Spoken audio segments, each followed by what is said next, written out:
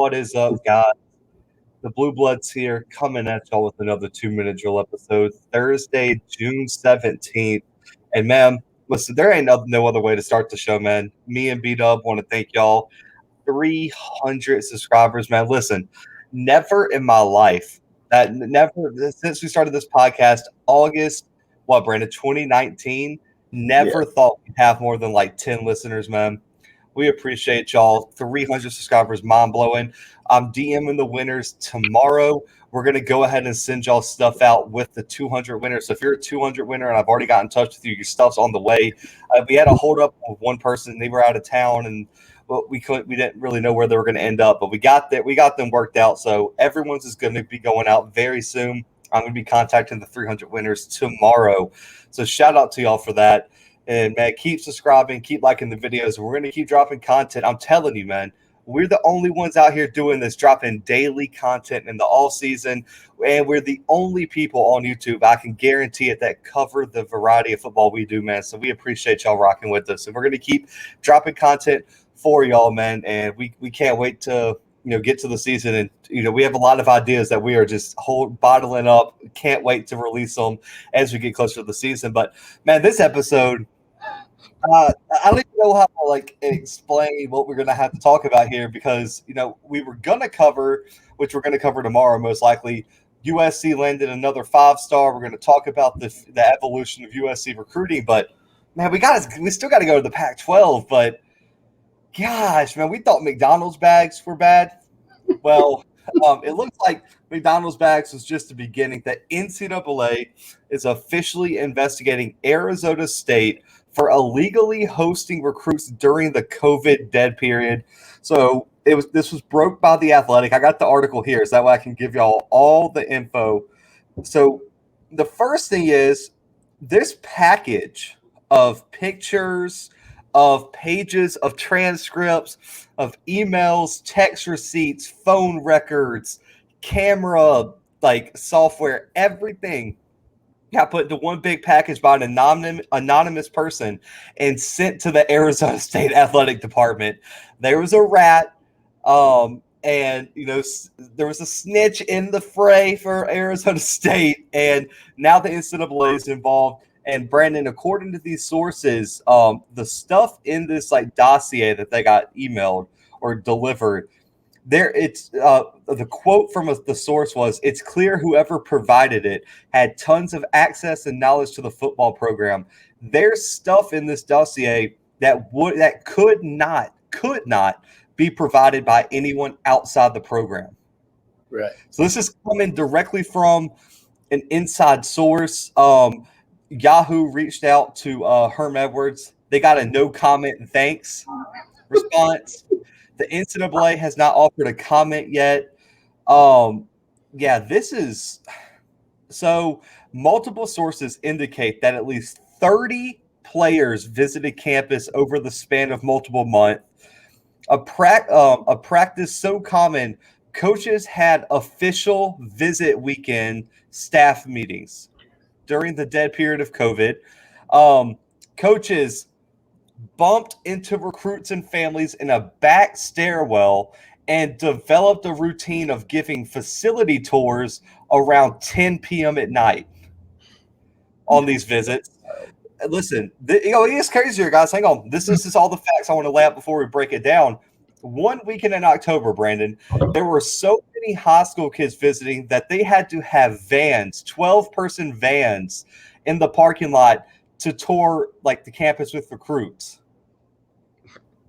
That's bananas. And the UCLA game, one source called it an official visit weekend.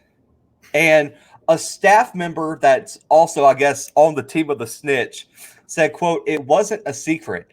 As far as knowing everyone who came into the office, the number is too big and the names are too many. They would bring in parents, their moms, dads, friends. They would get a facility tour like they were on an official visit. They show you the weight room, training room. They show you everything, the dorm rooms, all of it in the middle of COVID." And, I mean, this is just crazy. I mean, they also worked out a recruit who's now committed to another Pac-12 program for a private workout, Brandon, in the middle of COVID. And that way they can get film.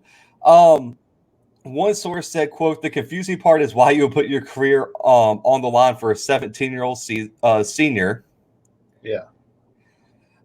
So this is just, I mean, it doesn't even make any sense. So multiple sources were keeping receipts.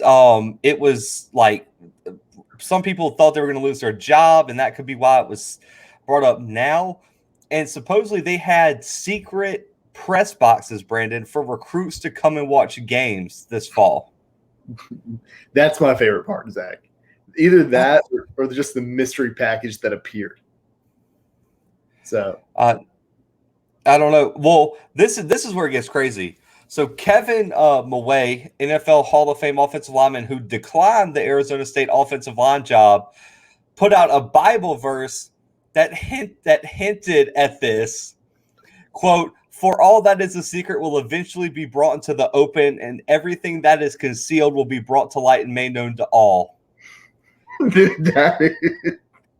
it tattooed, guys. Go ahead. Do what you need to do. Oh, no. This is better.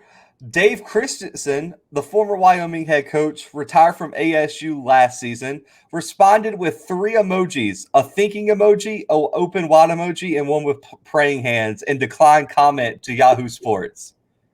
This is so wild. And multiple staff members are scheduled to talk to Yahoo and Bleacher Report later this week about more things.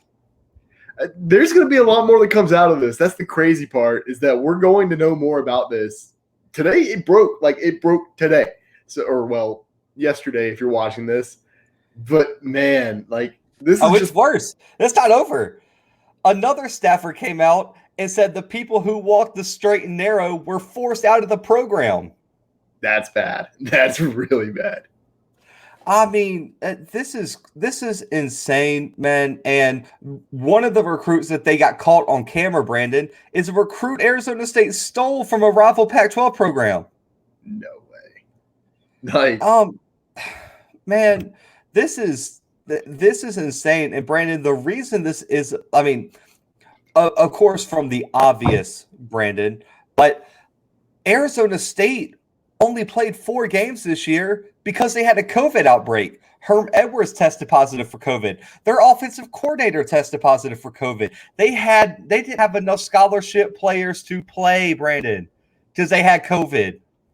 And they're bringing recruits on illegal visits. They said, "Come on over. Well, we got a goodie bag for you. It comes with a mask. It comes with a COVID test. This is bananas." 90% of the recruiting staff knew what was going on, according to the source. That's and it, honestly, it's surprising that many people knew, and then it's just now coming out. Like you would have thought this would have broken much earlier. Well, the thing that supposedly they're determining now, before they get into everything, is how much Herm Edwards knew about it. But if he was meeting with recruits, what do you have to determine? If he was meeting with the recruits, he knew about it. Yeah, absolutely. I mean, and how does the head coach not know about the 40 damn high school players you got sneaking through the back door? No, he knew. I mean, that's so stupid. It's so stupid. They're even bringing up that maybe he didn't know. Are you kidding me? Yeah, that's apparently what they're investigating right now. But Brandon, what is your initial takeaway here, and how bad do you think this could get for Arizona State? Well, the first thing that came to mind when I heard about the mystery package showing up on the doorstep, basically, was, Zach, have you ever seen House of Cards? Because that's what I thought about. This is something that would happen in House of Cards. Great show, terrible guy, terrible actor, so disavow. But this is going to be bad for Arizona State. I mean, I don't know what the NCAA's ruling on this is going to be, but how do they not at least give them a postseason ban for the next couple of seasons? They had a full extra year on everybody else. We're not going to speculate here and say, oh, well, other teams probably did this too. They might have, but we're not here to speculate about that. We're here to talk about Arizona State. And since Arizona State had this extra season to recruit, I mean, the dead period lasted for over a full season, then that gives them like the most unfair advantage of all time. And I don't understand how you can compete fairly. So if the NCAA doesn't at least hand down a 1-year bowl ban or something to that effect, then I don't like. I'll be left speechless, to be completely honest with you, Zach. Like that is going to make me upset. That's not fair at all. We don't need to be encouraging this, especially not during a pandemic. I mean, good God, the team couldn't play because they were in COVID protocol. And then you're going to have high school recruits coming in from all over the country. Like the NFL today just now is letting players who have been vaccinated not wear a mask. That's today. Like the CDC said that like a month ago. And now the NFL, I don't even know what the NCAA's take on this is. Chris Paul just got suspended for the playoffs for hugging his family. Yeah. Like this is like this is still a thing. I get it. Like things are going back to normal. Like if you're vaccinated, things are going back to normal. And that wasn't the case a year ago. That wasn't the case 6 months ago. That wasn't the case when Arizona State had kids coming in from literally all over the country to visit their facilities, putting their team at risk. Who's to say one of these kids didn't infect the team and wasn't the reason that they couldn't play 2 out of their 6 games? Like, I don't know. There's a lot to this, and there's a lot to unwrap, and things are going to get really messy here in the coming months. So, so I know that. So let me. I'm gonna try to work into my stance here. So yes, we were the podcast that was like, no, we should still play football. We can do this safely. All this, but man, Herm Edwards was on Zoom calls, Brandon, telling his supporters, fans, staff to take the virus seriously, do this, do that, and now you're just like a big hypocrite. Yeah, it does. And yes, we said you can play football safely because if you follow the rules set in place, you could do it safely. But now, not only are you risking your own team, Brandon, by bringing in prospects, what about the teams that came to play Arizona State?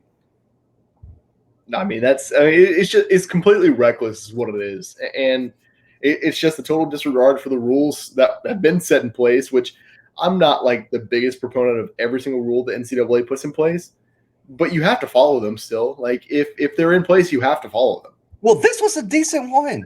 This was okay. Like this one was done out of logic. I feel like not hosting a bunch of kids from around the country together in a pandemic was pretty progressive for a state like Arizona. Okay.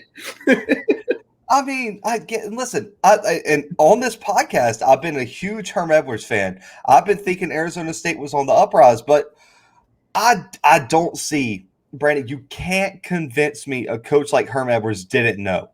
And I don't want to hear, there was a staffer that said there was no way he knew and that he was more of a closer in recruiting.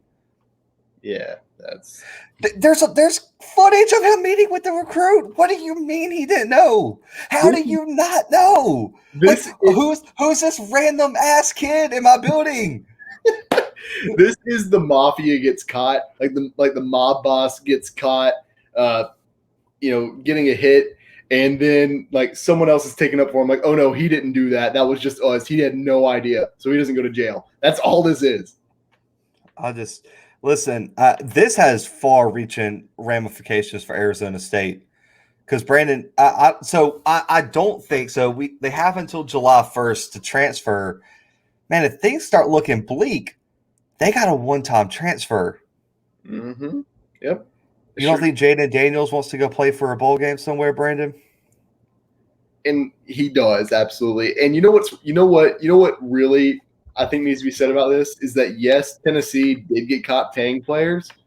There's an argument that this could be worse than that because while that is an unfair advantage to pay your players, it's pretty widely accepted that a lot of programs do.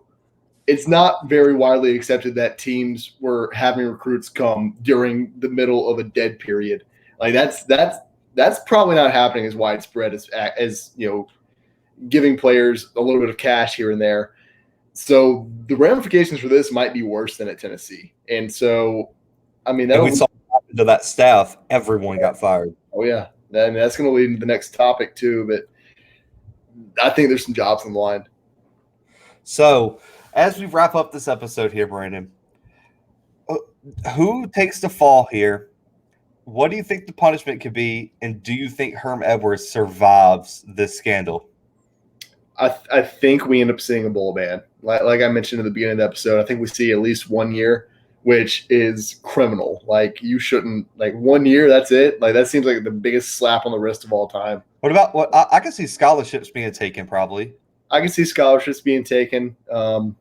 And they've also taken recruiting days. So who was it? It might have been Tennessee. They took 15 or 20 days away from being able to be on the road or something like that. I could see a mixture of those. But what's probably going to happen? They're probably going to get 1 year of a playoff ban. They're probably going to reduce their scholarships by a couple of spots, and then they're going to reduce the recruiting days. That's really it. And they're going to make a big emphasis on these recruiting days for sure, I think, because of what they did here during the dead period. So they might cut it by even more than they cut Tennessee's. They probably will. Actually. Yeah. The thing I'm worried about that's going to happen is the head coach is always going to have the resources to kind of get himself out of it for the most part. Yeah. Especially if they can weasel their way around. I wasn't completely sure how big it was. I only met with 1 or 2 guys. But I really feel like the staff, there's going to be a lot of staffers and graduate assistants and support specialists for the football department, man. They're all going to be fired. Oh, absolutely. The AD is probably going to end up stepping down at Arizona State. I mean, we're going to see a lot of guys lose their jobs.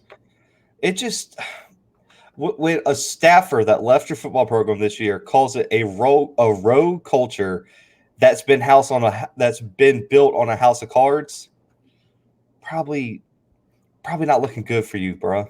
No, it's bad. And I want to say, Brandon said it earlier, I'm not saying other schools didn't do this. And if they did, I would have the same energy if it came out that Auburn, if it came out that Kansas State, if it came out that Maryland, I'll put whoever you want up there. The same energy on this podcast is gonna be here, regardless of who did it. It's just, Brandon, what I want to know is, I'm ready for more details to come out, but how bad was it that you scorn an entire department where all these sources are coming out saying, yeah, I lost my job because I did this. This was a toxic culture. This was this. I mean, do you know how bad it has to get for people to just come out in abundance and just put everything you did on blast? It's really bad, man. I mean, and for somebody within the program to feel that much guilt about all of this, that they're going to send this in. I mean, it's not verified that this was someone within the program, but come on, it was someone within the program. It's a whistleblower. And for them to be that distraught, that guilty about it, it's probably a lot worse than we even know right now. Like I said, we're going to probably hear a lot more in the coming days, coming weeks.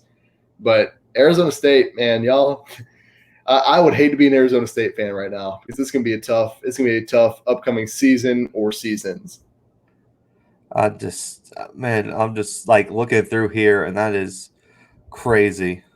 And especially in the Pac-12, thank God the commissioner got fired, or you might have been – Herm Edwards might have been beheaded if their old commissioner would have learned about this.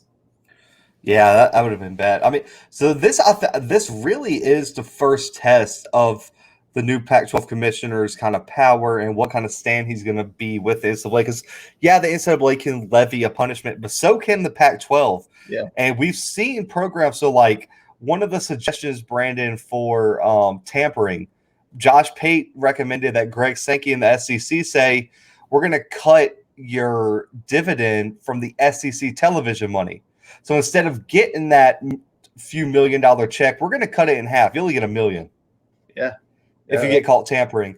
And Brandon, so not only this also makes college football just look bad in general, because while we're on our podcast, people are on ESPN saying we should play, Now this gives those people a reason to say those college football idiots don't know anything. They just wanted to play because they don't understand this and that, and it makes the whole college football landscape look bad. And this is like the last storyline I wanted to come out of this, but I hardly ever side with NCAA, but they need to drop the hammer on Arizona State if this is true all the way. And I'm saying if because it's looking like it is, but who knows what's all true. And if it gets any worse than this, Brandon, we could be talking about one of the bigger punishments we've seen in recent history in the NCAA, because I don't think the NCAA is going to show any sympathy, especially after how bad the Pac-12 handled COVID in the first place. Zach, what I'll say is that when it rains, it pours, and we've seen allegations be made against teams in college football before, and then what happens? More and more people come forward, more and more stuff comes out. This is going to be tough, and this might be tough for teams like around Arizona State too. This might be tough for a lot of teams in college football because of this one whistleblower who seemingly got away with it, and it looks like Arizona State's going to be punished and not him. That opens a new door for different programs, for more whistleblowers throughout college football. So it's the coming weeks are going to be like Armageddon. Yeah, but man, comment below what your take is on these allegations, on this investigation. If you're an Arizona State fan, it's going to be okay, maybe. I hope so. Comment below what the tone is around Arizona State, kind of like what y'all think of the situation. But man, we will keep y'all updated. As soon as we get an update on more specific allegations, what happened, we will redo this episode and bring y'all up with the latest and most important aspects of the story. So we appreciate y'all tuning in, man. Those storylines always horrible to do, but hey, it comes with the territory of being a college football podcast. We got to cover it. So we appreciate y'all tuning in, man. Big thumbs up on the video. Keep subscribing. Listen, we've been easy on y'all. We've just been letting y'all grow us 100 at a time. Listen, if we're going to up the giveaway, we're going to up the amount of subscribers we got to get. So the next giveaway will be at 500 subscribers, man. 200 to go. Challenge to the Bluebloods family. But, man, we believe in y'all. Y'all been killing it. We appreciate y'all's support, man. Big things on the horizon. Tune in tomorrow for another 2-minute drill episode. Stay tuned for some more SEC in 30 days coming up very, very soon. And as always, man, we'll catch y'all tomorrow. But for B-Dub, myself, the 2-minute drill, and the Bluebloods, we are out.